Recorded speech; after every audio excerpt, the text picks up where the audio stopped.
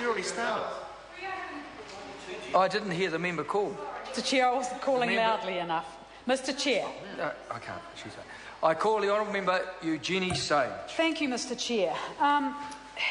Going back to the research program, and it's interesting that the Minister hasn't taken a single call to answer any of the questions that have been put by opposition members, that you have the national members not taking any calls either to defend this bill. So once again, it's the government members are not committed to this legislation in the sense of being able to defend it. They are quite happy for our conservation lands to be opened up to logging without even echoing any concerns. And that's why the Department's analysis in the regulatory impact statement is very telling. Because going back to this research program, it's going to be quite comprehensive across a large number of forest types, slopes and geologies. We'll have multiple research sites with measurement undertaken over a long time period to track the changes.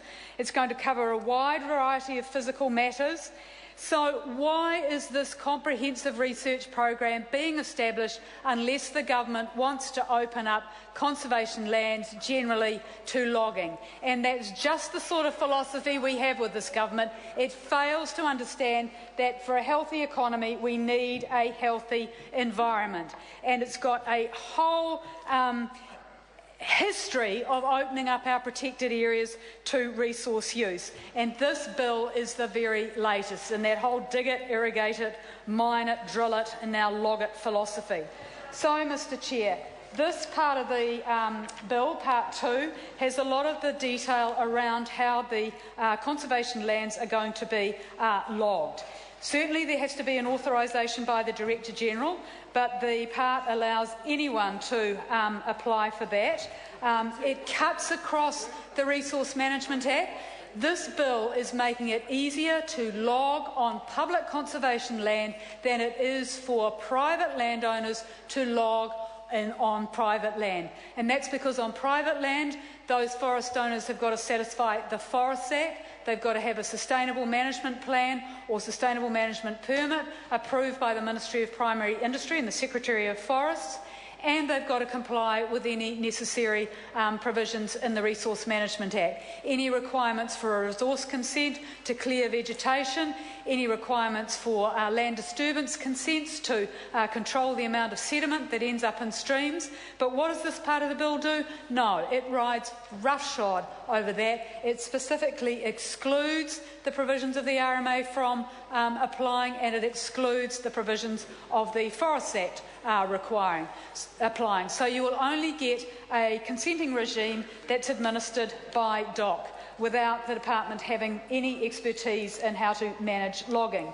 And when you get to Clause 10, it's got some requirements that the Director-General must be satisfied about before he grants an authorisation. But again, these provisions are very vague. They have very general terms such as so far as is reasonably practicable, the safety of people working at the site is protected.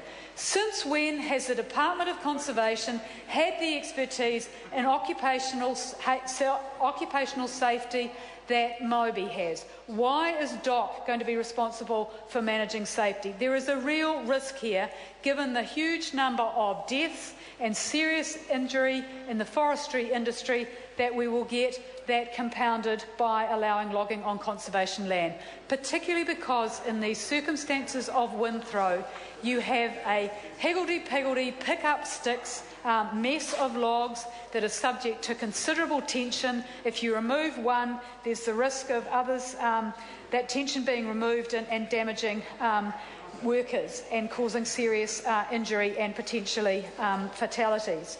So the other provisions that the Director-General has to take account of are keeping adverse effects on the environment to a minimum. What on earth does that mean?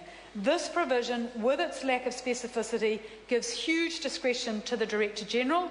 Those powers are likely to be delegated, so you'll get some staffer in the West Coast Conservancy in Hokitika making a decision about whether forests should be open for logging. And what will they do? They'll be told by the logger that, oh, we need to log these healthy trees because we can't get access to the windthrow timber by helicopter.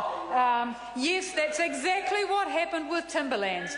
We do know that, Mr Ockenvold, because that's what happened with timberlands. When we had the helicopter logging on the West Coast, Mr Chair, when we had I call the Honourable Member Louise Upton. I move that the question be now put. Mr Chair, Mr Chair, Mr Chair. I'll take Richard Prosser. Thank you, Mr Chair.